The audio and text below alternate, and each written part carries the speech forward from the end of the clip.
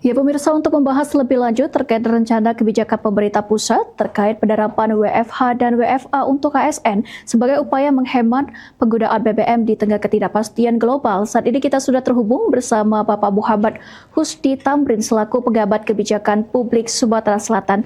Halo, selamat siang Pak Husdi. Selamat siang Mbak Mei, selamat Baik. pemirsa Pro TV. Baik, apa kabarnya hari ini Pak Husdi?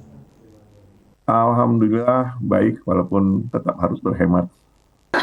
Oke, baik, terima kasih Pak Husni atas waktunya bergabung bersama kami di Liputan Metropolis Siang. Ya, langsung saja ini Pak Husni untuk mengawali perbincangan kita pada siang hari ini, bisa dijelaskan ini seperti apa kita melihat rencana kebijakan yang diambil oleh pemerintah terkait WFA dan WFH bagi ASN sebagai upaya menghemat BBM ini, silakan. Ya, saya punya dua jawaban. Pertama jawaban pendeknya dan yang kedua jawaban panjang. Yang pendeknya dulu bahwa WFH dan WFA, ya, work from home dan work from anywhere, dalam kondisi kejutan tekanan energi global saat ini gitu ya, shock energi global saat ini, ya memang sesuatu yang memang sudah sepatutnya sudah seharusnya dilakukan. Artinya dengan jawaban pendeknya, ya setuju sih memang itu harus dilakukan. Apalagi itu memang juga salah satu saran dari Lembaga Internasional Energi Dunia, IEA gitu, International Energy Agency gitu ya, bahwa memang disarankan untuk work from home dan work from anywhere itu menjadi salah satu alternatif untuk penghematan untuk penggunaan energi yang efektif gitu. Nah, tapi itu jawaban pendeknya ya. Kalau jawaban panjangnya tentu tidak sederhana itu, kita harus melihat dari bermacam-macam aspek gitu, Mbak. Ya, kalau boleh saya teruskan, yang pertama tentu adalah aspek konteksnya ya. Aspek konteksnya kalau kita lihat dalam konteksnya kenapa kita harus melakukan work from home dan work from anywhere gini, ya karena kita harus berhemat di dalam penggunaan energi. Salah satu bentuk penghematan itu yang paling penting itu adalah dengan membatasi mobilisasi atau penggunaan alat-alat transportasi, karena memang menurut catatan penggunaan alat transportasi ini memakan energi cukup besar gitu ya, sehingga dengan membatasi mobilisasi dengan membatasi penggunaan alat-alat transportasi ini, kita berharap kita bisa berhemat banyak, karena kita tahu kalau nggak gitu nanti tekanan APBN kita yang masalah gitu, karena dalam era APBN 2026 kita tahu asumsinya itu adalah kemarin kita masih asumsinya harga minyak itu adalah $70 per barrel, karena pada akhir Maret ini ya hari ini gitu, harga Brent itu sudah bergerak di kisaran 112 sampai $115 per barrel. Artinya tekanan terhadap fiskal kan memang serius. Kalau harganya semakin tinggi sementara asumsinya rendah, berarti kan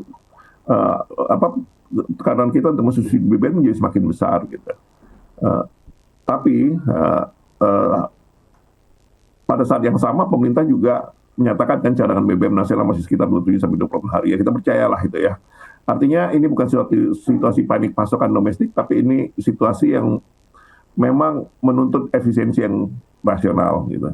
Jadi itu yang kata saya, pertama itulah konteksnya ya. Ya kita harus jujur bahwa yang tertekan itu adalah biaya energi dan ruang APBN, jadi responnya jangan emosional tapi harus terukur. Kemudian yang kedua, selain konteks, tujuannya. Untuk apa sih kita WFH dan WFH? Nah, tujuan kebijakan ini kan bukan sekedar memindahkan orang dari kantor ke rumah, nah, tapi seperti tadi saya singgung adalah bagaimana kita mengurangi perjalanan yang tidak esensial, dan itu masuk akal ya, karena sektor transportasi itu sudah catatan itu menyerap 36,11% permintaan energi per sektor pada 2024. Sementara jumlah pekerja komuter artinya yang melaju ulang-alik gitu dari suburb ke pusat kota itu pada Agustus itu sampai mencapai 7,59 juta orang, artinya cukup signifikan gitu ya. Jadi kalau ditanya apakah WFH itu relevan, jawaban saya tentu relevan, tetapi sebagai bagian dari strategi pengelolaan mobilitas gitu. Nah, bukan sebagai jawaban tunggal ya. Sebab yang ingin kita hemat itu bukan aktivitas kerjanya, melainkan konsumsi BBM dari perjalanan harian yang sebenarnya bisa dikurangi. Jadi fokusnya harus bergeser gitu, bukan semua orang kerja dari rumah, tetapi bagaimana semua perjalanan yang tidak perlu itu harus dikurangi. Jadi itu intinya ya. Jadi bukan orang bagaimana banyak kerja di rumah, tapi bagaimana perjalanan yang tidak perlu itu harus dikurangi. Nah, aspek ketiga itu adalah cakupan. Kebijakan nggak bisa seragam. Rangka fleksibilitas kerja untuk ASN itu memang sudah ada, dan pemerintah juga menegaskan dalam berbagai regulasi gitu bahwa fleksibilitas bersifat opsional bukan kewajiban, serta harus disesuaikan dengan kebutuhan organisasi. Sehingga kalau kita menunggu dari pusat, pasti pusat nggak akan jauh-jauh dari itu. Sehingga daerah juga harus pandai-pandai nanti menyikapi siapa yang WFH dan WFH. Artinya fungsi administratif, analitis, kemudian ada pekerjaan berbasis digital, mungkin kita bisa lebih fleksibel. Tapi layanan kesehatan, keamanan, logistik, transportasi, dan pelayanan tentu tidak bisa Tuhan sama. Artinya mereka nggak bisa WFH, tetap harus kerja dari kantor gitu ya. Kemudian artinya tidak semuanya harus WFH gitu ya. Artinya ada yang lebih selektif. Kemudian yang keempat ya, itu adalah dampaknya. Kita harus lihat juga dampaknya. Bahwa kebijakan ini kan harus ada ukuran keberhasilannya untuk kita melihat sudah efektif nggak kebijakan ini. Jadi ukuran keberhasilan kebijakan ini bukan hanya berapa banyak orang bekerja dari rumah, tetapi apakah terjadi penurunan mobilitas, apakah target kinerja tetap tercapai, dan kualitas publik, pelayanan publik tetap terjaga. 3 hal ini yang sebenarnya menjadi sasarannya. Jadi bukan berapa banyak orang yang bekerja di rumah karena namanya work from home gitu ya. Tapi yang lebih penting adalah bagaimana mobilitas itu turun, target kinerja tetap tercapai, dan kualitas pelayanan publik tetap terjaga.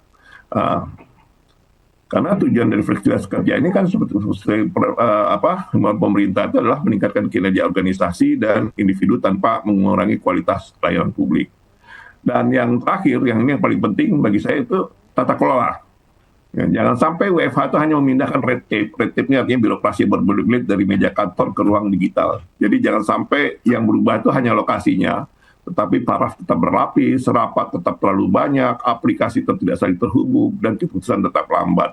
Sehingga layanan publik juga terabaikan. Nah ini yang paling penting. Jadi jangan fokus kepada misalnya, benar nggak sih orang ini di rumah atau enggak gitu ya. Tapi bagaimana pemerintah dalam mengatur kerja itu harus semuanya berdasarkan keluaran output. Jadi setiap aktivitas pegawai atau ASN itu harus sudah dibukukan outputnya sehingga ukuran kinerja juga menjadi jelas. Kalau enggak itu nanti kita hanya sekarang memindahkan kantor ke rumah.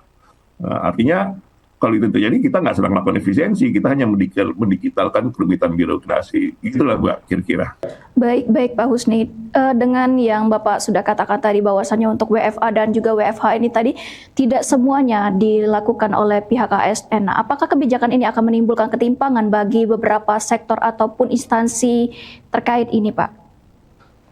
Ya itu saya bilang. Artinya kalau diperlakukan secara secara gebiak-uyah, artinya disamaratain ya nggak bisa. Makanya harus kita perhatikan cakupan dan dampaknya. Ya tadi yang saya bilang dari aspek ketiga dan keempat tadi. Cakupan itu nggak semuanya harus kita seragamkan, semua harus WFH. Nggak gitu. Kalau kita pasti akan ada ketimpangan. So kan inti dari WFH ini adalah bagaimana kita mengurangi mobilisasi. Mengurangi mobilitas sehingga penggunaan alat transportasi berkurang. Tetapi walaupun itu berkurang, yang nggak boleh berkurang apa? Kualitas layanan publik. Layanan publik itu harus masyarakat harus terlayani dengan baik semuanya. Tidak ada alasan bahwa sekarang kita WFH enggak. Nah, itu bukan alasannya gitu. Tapi justru di proses WFH terus dengan proses digitalisasi itu justru harus mendukung layanan publik yang semakin efisien gitu Mbak. Tapi kalau itu nggak lakukan, apa yang kata Mbak Ami tadi bisa akan terjadi ketimpangan gitu ya. Oke, baik Pak Husni. Lalu untuk dari segi pengawasan sendiri, apa ini pengawasan dari pemerintah sendiri untuk penerapan WFA dan WFH ini agar penerapannya ini tetap akuntabel ini seperti apa ini Pak? Nah, ya pengawasan yang terbaik itu, ya kalau kemarin kan sempat tuh ada Pak Menteri mengeluarkan kebijakan dengan akan memantau gerakan-gerakan melalui handphone mereka gitu ya. Tapi saya pikir itu bukan yang terbaik lah ya. Artinya pemerintah nggak perlu mengawasi seperti mencurigai pegawainya sendiri. Yang paling penting itu adalah apa? Pemerintah bisa menata, ini tata kelola, ini pesan tata kelola ya. Menata pekerjaan itu sehingga setiap kerjaan dari para ASN itu jelas outputnya apa gitu. Di saat kita menerapkan pengembangan sumber daya manusia yang berbasis meritokrasi gitu, output based performance itu harus jelas gitu ya. Yang menjadi masalah itu adalah output base-nya nggak jelas gitu output. Jadi artinya setiap hari ini saya kerja itu apa sih keluaran yang diharapkan dari saya bekerja? Kalau itu nggak jelas memang akan susah kita ngawasinnya. Akhirnya kita akan terjebak dari ngawasin orang per orangnya, pergerakan orang benar ada di rumah atau enggak. Padahal bukan itu yang paling penting kan. Yang paling penting adalah kinerjanya baik, layanan publik itu menjadi baik gitu Mbak. Baik. Dengan kebijakan tersebut misalkan diterapkan nih Pak, apakah tidak mempengaruhi terhadap produktivitas kinerja dari ASN itu? Lalu bagaimana ini caranya agar mengkontrol sendiri ASN ini agar produktivitasnya tetap terjaga ini Pak? Memang ya tadi itu kan bentuk idealnya yang saya sampaikan tadi bahwa bagaimana output dan output based performance itu sudah harus terdata teridentifikasi dengan baik gitu. Tapi kita tahu dalam proses reformasi birokrasi itu belum semuanya tertata dengan baik. Setiap pekerjaan itu outputnya jelas, kadang-kadang masih banyak juga yang tidak jelas. Nah, sehingga mau nggak mau gitu, kita juga artinya pasti akan ngawasin satu persatu. Cara pengawasan paling paling sederhana ya pengawasan bertingkat gitu ya, melalui atasan langsungnya. Tapi tetap jangan terjebak dalam pengawasan seperti ngawasin orang maling gitu ya, tapi ngawasin kinerja yang paling penting. Itu yang paling penting. Jadi kan kita dengan filosofi work from anywhere, work from home gitu ya, bahwa bisa kerja di mana aja. Yang paling penting bahwa dia kerja boleh di mana aja, tapi outputnya jelas gitu. Nah sekarang ditambah lagi bukan outputnya jelas, walaupun dia di mana, jangan pergi kemana-mana juga. Soalnya kalau pergi kemana-mana ya sama aja gitu kan. Dia menggunakan alat transportasi efisien, hemat dalam penggunaan energi, layanan publik tetap baik, kualitas pekerjaan tetap berjalan dengan baik. Itu yang paling penting, Mbak. Baik, betul sekali nih Pak Husni. Dan juga tadi sudah Bapak katakan bahwasannya penerapan ini tidak dilibatkan di semua lini sektor pekerjaan. Nah, lalu ini di sektor pekerjaan atau bidang apa saja ini Pak yang dapat diterapkan kebijakan WFA dan WFH bagi ASN ini sendiri? Ya, yang paling sederhana tentu pekerjaan-pekerjaan administratif yang artinya yang tidak langsung berhadapan dengan layanan-layanan masyarakat yang memang harus dilakukan dengan tatap muka. Tapi sekarang kan banyak juga layanan masyarakat yang bisa secara digital gitu ya. Jadi yang back office itu udah bisa lah itu WFH. Terus yang yang pekerjaan administrasi seperti yang saya katakan juga itu bisa gitu. Terus juga pekerjaan yang sudah bisa digantikan oleh teknologi itu sudah bisa gitu. Tapi jadi kayak gini, misalnya universitas gitu ya, walaupun kita pernah ngalamin dengan belajar dari rumah segala macam, tapi kan berdasarkan evaluasi ternyata nggak semuanya efektif. Nah di universitas untuk program studi ya pada level program studi dosen segala macam tetap harus masuk gitu. Tapi kan yang pekerjaan pendukung sudah boleh WFH sederhana kan gitu. Kayak orang di televisi yang produksi ya tetap harus masuk, tapi yang lainnya kayak back office, keuangan segala macam ya itu sudah boleh untuk WFH gitu lah kira-kira Mbak. Artinya yang tidak berdampak langsung pada layanan masyarakat gitu. Baik, dari Pak Husni sendiri nih selaku pejabat kebijakan publik, adakah ini selain WFA dan WFH solusi apa yang dapat ditawarkan kepada pemerintah untuk menghemat penggunaan BBM secara nasional ini Pak? Ya, nah itu pertanyaan baik ya gitu. Jadi memang kata kuncinya itu adalah menghemat gitu. Jadi memang prinsip menghemat dalam kata arti lain kan efisiensi. Efisiensi ini harus adil gitu. Ya, efisiensi harus adil. Jadi prinsipnya dulu nih, efisiensi harus adil. Ya mulai harus siapa? Ya negara dulu gitu. Artinya negaranya sendiri. Kalau negara itu meminta pada masyarakat dan pegawai mengurangi mobilitas, kan dengan WFH kan kita meminta tuh supaya pegawai masyarakat mengurangi mobilitas di BBM, negara juga harus memberikan teladan dengan memangkas belanja yang rendah manfaatnya. Jadi pimpinan atau pejabat jangan juga terlalu banyak melakukan perjalanan dinas gitu ya. Jangan anak buahnya aja dibilang jangan pergi-pergi. Bosnya juga jangan banyak pergi-pergi gitu. Kasih contoh gitu. Bos jangan sering-sering bikin acara seremonial yang berlebihan. Itu pimpinan baik pusat maupun daerah. Terus belanja rutin yang dampaknya kecil ke publik itu nggak usah lah coret-coret lah gitu ya. Jadi seperti tiap hari pernah ribut-ribut kan soal misalnya mau bikin alat gym segala macam di rumah pimpinan, udahlah nggak usah, itu kan nggak terlalu berdampak pada tunjukkan teladan itu. Dan itu sebenarnya juga sudah diarahkan dalam Inpres nomor 1 tahun 2005 termasuk pengurangan perjalanan dinas sebesar 50%. Jadi singkatnya kalau ditanya selain WFH apa ya teladan, memberikan teladan dan kita mendesain mulai melihat lagi, melototin lagi anggaran-anggaran yang ada yang memang nggak terlalu penting banget, artinya nggak mendesak, ya nggak usah dulu. Nah, semuanya kita arahkan prioritasnya kepada karena ini duit rakyat ya semua harus kita prioritaskan pada pelayanan publik. Baik, betul ini Pak Husni. Mungkin ini terakhir Pak, closing statement dari Pak Husni sendiri ini bagaimana ini harapan ke depan ataupun juga himbauan kepada pemerintah maupun ASN terkait ini. Silakan Pak Husni. Ya harapan saya tentu memang ini tantangan bagi pemerintah bagaimana kita melakukan kebijakan-kebijakan yang ini kan kebijakan yang sifatnya antisipatif ya gitu ya, antisipatif kenaikan harga BBM memang sudah terjadi, tapi kan kenaikan nggak akan selalu tinggi gitu. Pasti nanti akan terjadi equilibrium pada saatnya gitu.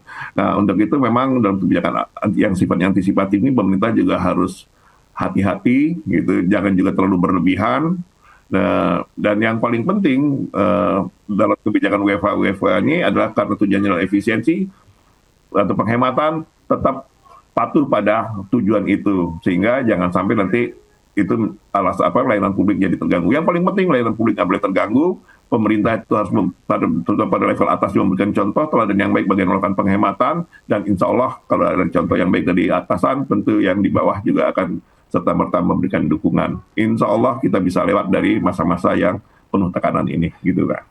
Baik, terima kasih nih Pak Husni selaku Pejabat Kebijakan Publik Sumatera Selatan yang telah bergabung bersama kami di Liputan Metropolis Siang. Dan kita harapkan juga ini penerapan dari pelaksanaan dari WFA maupun WFH ini kepada ASN dapat berjalan dengan semaksimal mungkin dan juga tidak menimbulkan hal-hal negatif lainnya ini. Sekali lagi terima kasih ini Pak Husni atas waktunya. Selamat beraktivitas kembali.